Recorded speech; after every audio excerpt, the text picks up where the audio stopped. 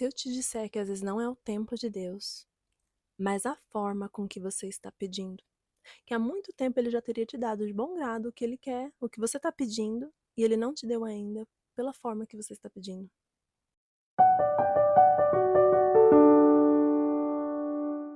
Hello, hello, meu povo! Priscila Kyriaki aqui, e eu quero compartilhar com vocês hoje algumas das razões pelas quais a sua oração pode não estar sendo respondida, soluções para elas, e fica até o final porque pode ser uma virada de chave, a última solução que eu vou te passar.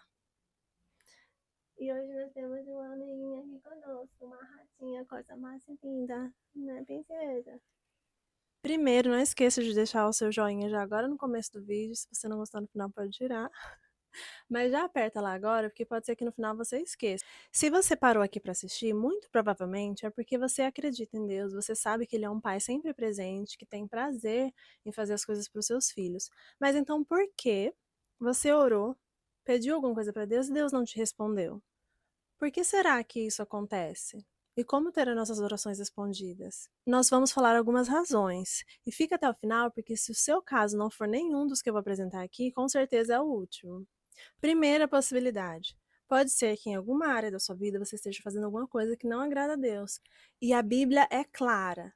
Em Isaías 59, verso 2 diz assim: Vossos pecados cavaram um abismo entre vós e vosso Deus. Vossos pecados fizeram com que ele voltasse a face para não vos atender. Olha esse outro aqui. João 9:31. É sabido que Deus não escuta os pecadores, mas aquele que honra a Deus e cumpre a sua vontade, Deus o escuta. Se esse for o seu caso, a solução você já sabe, né? Segunda possibilidade. Ainda não é tempo de Deus te responder. Olha só esse verso. Pois para cada coisa há um tempo e um critério. Eclesiastes 8:6. E nós vemos vários exemplos na Bíblia. Acho que essa é uma coisa muito difícil para a geração, principalmente que a gente vive hoje. Esperar, mas não apenas esperar, mas esperar pacientemente, como Davi fala. Mas é possível. Uma das formas mais fáceis é você tentar manter a sua mente distraída. Então, toda vez que vier o pensamento daquilo, você não é para agora. E já pensa em outra coisa, procura outra coisa para pensar. Assim, a sua mente não vai ficar naquilo e você não vai ficar ansioso. Vale lembrar que a espera não é passiva. Você continua orando pelo seu pedido como Isaac fez. Isaac orou por 20 anos. E outra coisa, você analisa o seu pedido e pensa, o que é a parte de Deus, o que é a minha parte? Não tem como pedir a Deus dinheiro, por exemplo, e pensar que não tem porque ele não te deu, porque ainda não é o tempo. Você faz tudo o que puder, tudo que estiver no alcance das suas mãos para fazer, e Deus vai fazer o restante, aquilo que você não consegue. O melhor exemplo disso é a ressurreição de Lázaro. Pensa comigo, a pedra que fechava o túmulo, os homens podiam rolar, não podiam? Então Jesus não rolou, mandou eles rolarem. Agora, ressuscitar Lázaro, eles podiam? Não podiam, então Jesus fez. Deus faz por nós aquilo que nós não podemos fazer. Então, me desculpem te dizer, mas se você está pedindo alguma coisa para Deus e é alguma coisa que você pode fazer, ele não vai responder. Ele vai esperar que você faça.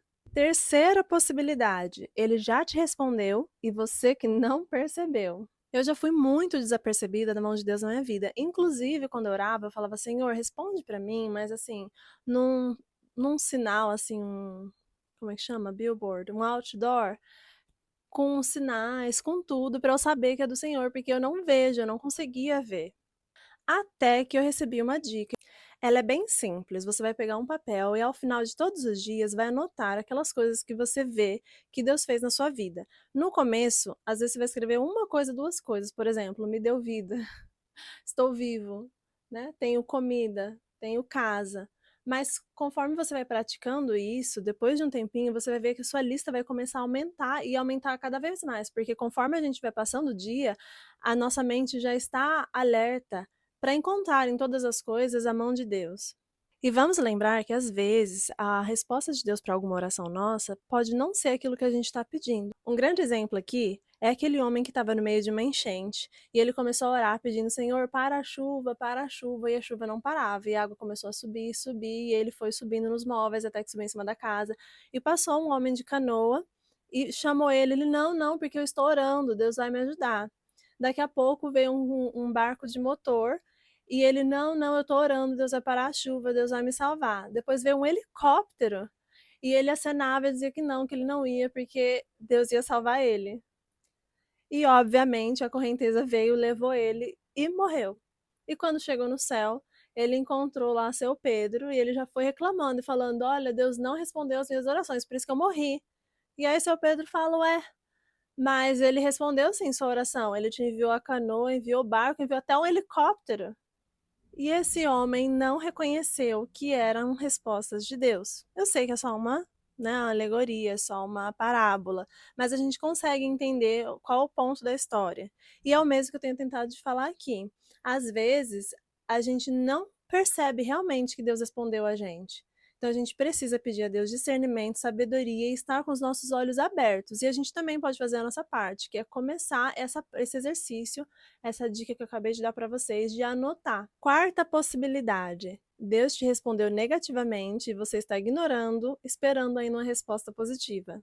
O que mais existe hoje em dia em relacionamentos de pessoas cristãs são pessoas pedindo sinais de Deus, falando: Senhor, mostra para mim se essa pessoa é a certa, tal. E às vezes Deus coloca todos os sinais assim ao redor e a pessoa parece que não vê.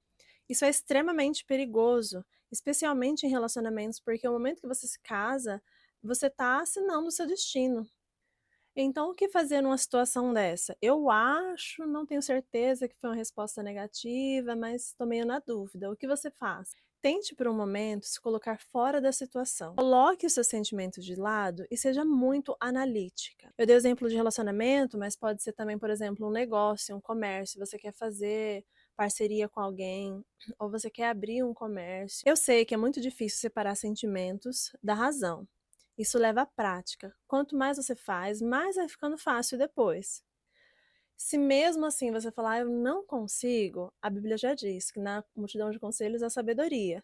Procure pessoas imparciais, não alguém que realmente gosta muito daquela outra pessoa, que você sabe que você vai falar coisas boas.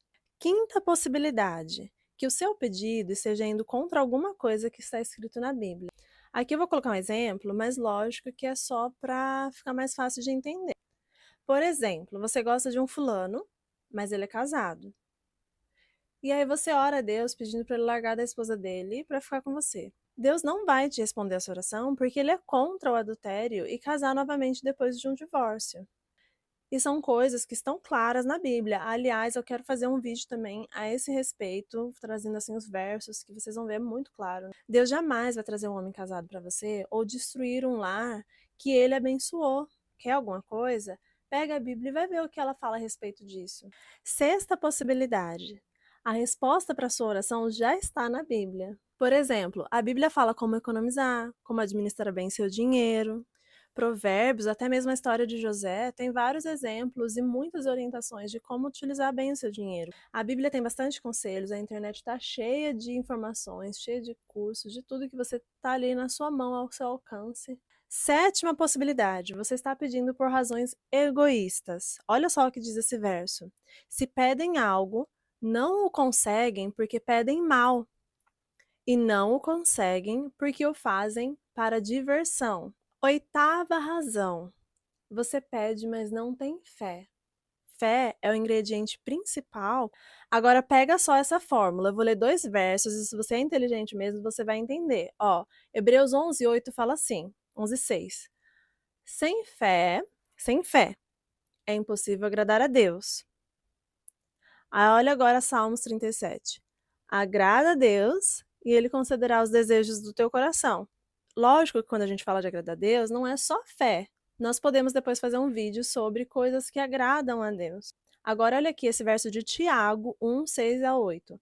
Deve-se pedir com fé, sem vacilo, porque aquele que vacila se parece com as ondas do mar, que estão à mercê do vento, e essas pessoas não podem esperar nada do Senhor. Ai, não tem nem o que falar mais esse verso, né? Nona razão: pode ser que você esteja guardando maldade no seu coração. E olha esse verso de Salmos, quando Davi fala: se tivesse visto maldade no meu coração, o Senhor não teria me ouvido. Às vezes, essa maldade pode ser ranço de alguém, sabe? Desejar mal de alguém, inveja de alguém. Pri, e qual é a solução? É tão difícil a gente tirar o ranço de alguém do nosso coração. A verdade é que por nós mesmos, com a nossa natureza carnal, a gente não consegue. A melhor coisa, a solução para esse problema é ser honesto com Deus. Ajoelha e fala: Senhor, você já sabe que eu não consigo, nem quero. Eu gosto de ter ranço daquela pessoa. Porque às vezes a gente gosta, a nossa natureza carnal gosta, né? E fala: mas eu sei que não tá certo, tá errado. E aliás, tem um verso, olha só, um verso de Mateus 5:8 que fala assim: que os limpos de coração verão a Deus. Na sua oração você pode falar: Senhor, eu quero te ver, mas eu sei que meu coração não tá limpo. Eu sei que no meu coração tem maldade. E eu não quero isso. Então faz por mim o que eu não posso fazer. Limpa o meu coração. E Deus faz quando a gente pede com sinceridade. 10ª razão. Pode ser que você esteja em desobediência a algum dos mandamentos de Deus. Olha o que Salomão fala em Provérbios 28:9. O que desvia os seus ouvidos de ouvir a lei, até a sua oração será abominável. Então, as pessoas que não querem ouvir falar sobre a lei de Deus, sobre os 10 mandamentos, aqui está se referindo aos 10 mandamentos, e a gente pode também fazer um vídeo sobre as duas leis, qual lei foi abolida. E aqui ele está se referindo aos mandamentos de Deus. Então, quem não quer ouvir falar deles, a oração também é abominável. Muitas pessoas guardam 1, 2, até 8, 9 mandamentos, mas tem aquele umzinho ali que é difícil para aquela pessoa guardar. Mas olha só o que Tiago, capítulo 2, verso 10 fala: que quem quebra um só mandamento da lei é culpado de quebrar todos. 11ª razão. Pode ser que tenha orgulho no seu coração. O orgulho é a raiz de vários outros pecados, né? E olha aqui o que Tiago fala no capítulo 4, verso 6. Deus resiste aos orgulhosos, mas favorece os humildes. E Salomão diz que o orgulho precede o quê? A destruição, precede a queda. Então, qual a solução para isso? Seja honesto com Deus também. O Senhor sabe que é uma coisa que eu luto com isso. É muito difícil para mim. Eu não consigo por mim mesmo tirar isso do meu coração. Então, faz por mim aquilo que eu não posso fazer. Tenho certeza que ele vai fazer isso. Ele fez comigo. E se prepara. Falar igual a Laura Scrella, né? Laura Scleia. Como que é o nome dela? Mas o legal é que quando acontece esse tipo de coisa, quando Deus permite que a gente passe por alguma coisa para quebrar o nosso orgulho, a gente, por nós estarmos pedindo para ele, a gente sabe que foi ele que colocou e a gente passa pela prova cantando louvor. Como é que é aquela música? Ixi, eu não lembro. E você sai do outro lado vitorioso, com fé em Jesus. Aí você pode falar assim: eu tenho fé que Deus pode todas as coisas, eu tenho esperado. Cadê as coisas todas que a gente listou? Eu vejo os sinais de Deus, não estou vivendo em pecado, já fiz tudo o que pude. Não há respostas na Bíblia, ou se tá, eu já verifiquei a respeito do meu pedido, já fiz tudo o que tinha que fazer. Não tem mais nada, só esperar o tempo de Deus. Mas vocês já viram pessoas que às vezes esperam infinitamente e nunca acontece aquilo que ela pediu? Se eu te disser que às vezes não é o tempo de Deus, mas a forma com que você está pedindo, que há muito tempo ele já teria te dado de bom grado o que ele quer, o que você está pedindo, e ele não te deu ainda pela forma que você está pedindo. Pois bem, olha só. Eu orava, pedia a Deus um esposo cristão. Tinha feito tudo. Eu ia em todas as conferências. Eu sempre estive exposta que às vezes as pessoas, assim, eu conheço mesmo uma moça que ela não ia pra conferência, não ia pros lugares, ficava só lá na igreja dela. E eu, quando falava com ela, amiga, você tem que ir nas conferências, você tem que, sabe, vem me visitar aqui em São Paulo, a gente vai na igreja tal, vamos lá. Ela falava, não, que Deus vai mandar o meu príncipe encantado, meu varão aqui na porta da minha casa. A gente tem que se expor sim, tá? Lógico que, né, com decência, sem parecer desesperada nem nada, mas a gente, como que a gente vai conhecer as outras pessoas se a gente não vai? O caso mais raro dessa vida é você ver alguém que a pessoa foi lá, bateu na porta, até porque hoje em dia a única pessoa que bate na porta ou é cobrança, ou é testemunho de Jeová, ou não, né? Ou as entregas da Shein. Sei que eu pedia para Deus um esposo cristão, que eu não precisava ficar carregando ele espiritualmente nas costas, que lesse a Bíblia comigo. Eu queria alguém que fosse apaixonado por Jesus, sabe? Que brilhasse os olhos quando falasse de Deus. E eu pensava assim, não, meu pedido não tá indo contra a vontade de Deus. Em Salmo 68, aparece 6, vou colocar aqui se estiver corrigido. Davi fala que Deus dá lar, da família para os solitários. E eu falava, é a minha promessa. E eu falava: "Senhor, eu espero, eu tô esperando". É difícil esperar pacientemente, mas eu tô esperando. Até que um dia eu entrei no YouTube e vi uma live. Quem estava fazendo a live era uma neurocientista, e eu sou apaixonada por neurociências, uma neurocientista cristã, que eu gosto muito. Eu falei: "Eu vou assistir, lógico". E aquela live abriu os meus olhos. A hora que eu entrei, ela já estava pregando, mas eu peguei a parte em que ela questionava por que Ana da Bíblia, todos os anos, quando subia ao templo, chorava e ficava triste, porque ela sempre, sempre pedia a Deus um filho e Deus nunca tinha dado. E porque naquele ano em específico, daquela vez específica que ela foi, Deus respondeu a oração dela. Você sabe me responder? Qual foi a diferença? O que mudou de todas as outras vezes para essa vez? O que mudou foi a forma como ela pediu. O pedido dela era uma coisa boa. Ela queria um filho, dava o check em todas aquelas coisas ali, né, que a gente viu. Ela era cristã, era muito paciente, era um poço de paciência com aquele marido dela e aquela outra mulher. Então não tinha por que Deus não responder a oração dela.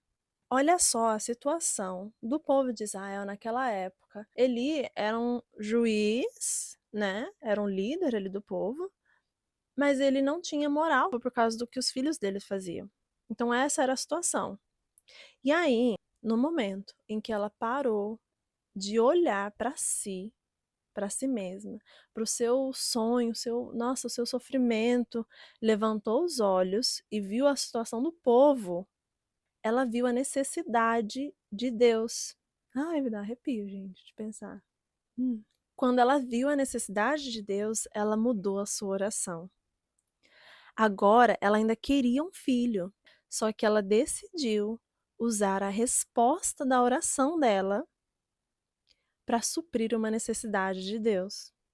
As portas do céu se abriram, Deus respondeu sua oração.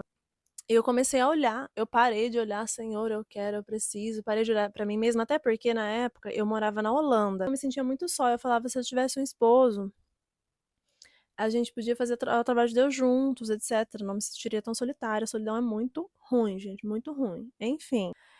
E aí, todos os finais de semana eu saía, quando eu ia pra Amsterdã, ali é uma pura Sodoma e Gomorra. É Sodoma e Gomorra inteiro. Você passa, você vê as meninas ali na Red District, as meninas prostitutas seminuas, né, nas vitrines. Você sente o tempo todo o cheiro de Amsterdã, é cheiro de maconha com cigarro. E bebida, como que é? Cerveja.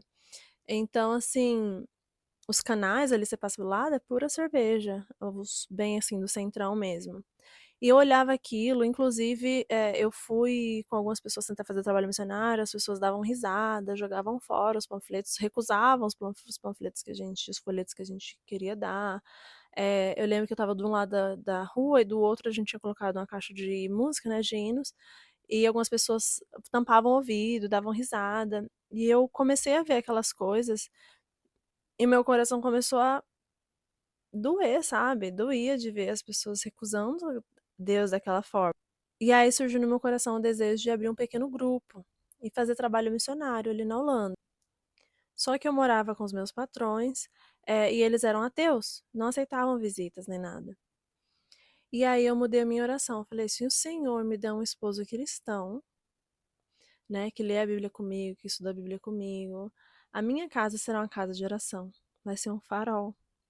E eu até fui numa cidadezinha que tinha o farol, e eu vi dois faróis, assim, tinha um e o outro. Eu fiz um story, postei até. Se eu achar, eu coloco aqui.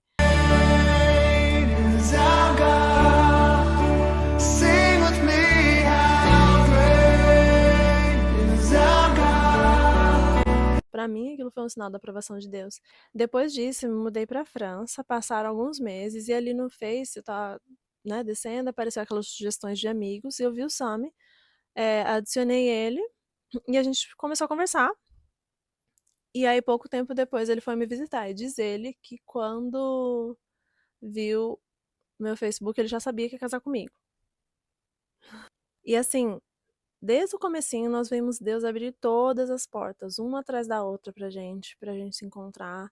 Muitas formas, o Sami é tudo que eu pedi para Deus e um pouco mais. E ele ora comigo.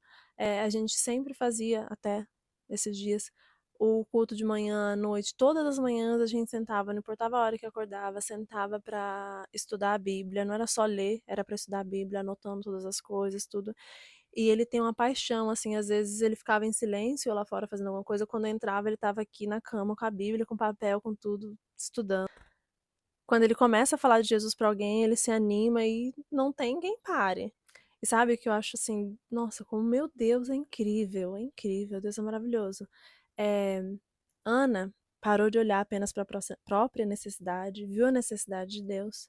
Deus respondeu o seu pedido e deu para ela um Samuel. Eu entendi, parei de olhar para meu próprio desejo, vi a necessidade de Deus e Deus me deu um Samuel. E olha só, pouco tempo depois, eu nunca falei pra ele que eu tinha vontade de morar na Holanda e tudo mais. E ele veio falar pra mim: o que que você acha de a gente morar na Holanda e tal? Eu tenho um parente que tá lá. Falei, seria interessante, mas não fiquei toda animada pra ele, né, não saber. Depois, pouco tempo, a irmã dele foi morar lá. E aí agora, semana passada, a gente conseguiu um serviço pra ele. Ele chegou ontem, já se arrumou todo lá na casa, serviço maravilhoso, lugar muito bom. Deus abriu as portas para ele ir.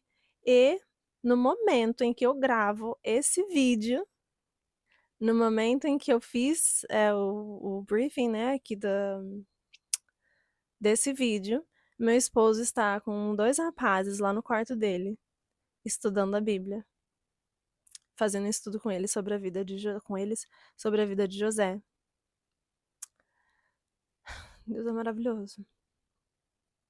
Eu só choro nesse canal, né? Tem que parar. Se deixar, eu me emociono. Todos os dias eu vou chorar. Então deixa eu parar aqui, peraí. Nós estamos separados nesse momento, né? Separados assim de geograficamente falando, porque a gente tem certeza que foi Deus que abriu as portas para ele ir trabalhar lá. Eu sei que é um sacrifício pra gente, mas a gente tem um objetivo, que é nós termos nosso próprio cantinho um dia, que vai ser o nosso farol, né?